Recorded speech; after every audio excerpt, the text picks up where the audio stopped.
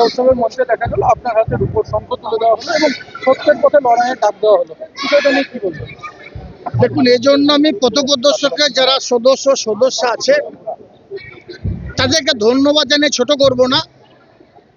কারণ আমার সুখ দুঃখ আপদ বিপদে সব সময়ের জন্য এই পথপ্রদর্শকের সদস্যরা আমার পাশে ছিল, আছে, আগামী দিনও থাকবে।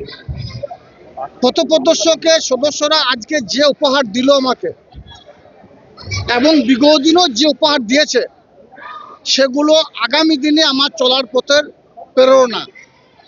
এভাবেই আমি উদ্বুদ্ধ হই, এভাবেই আমি 24 ঘন্টার মধ্যে 20 থেকে 22 ঘন্টা পরিশ্রম করার সাহস এরা আমাকে যোগায়।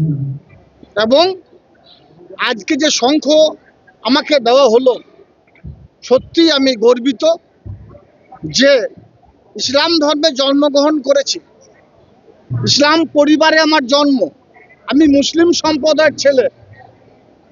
তা সত্ত্বেও এখানে পথপ্রদর্শকের টিম, আমার ভাই পামি থেকে শুরু করে এখানে যারা পথপ্রদর্শকের সদস্য আছে, তারা যেভাবে আমাকে আজকে সম্মানিত করেছে, সত্যি আমি গর্বিত, অভিভূত, আনন্দিত।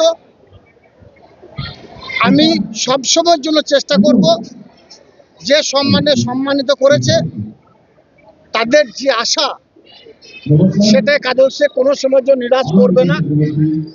তারা বীরভূম জেলার বুকে যেভাবে আমাকে চলার প্রেরণা জুগিয়েছে, আগামী দিনও সেভাবে আমি নিজেকে তুলে ধরার এবং চলার চেষ্টা করব।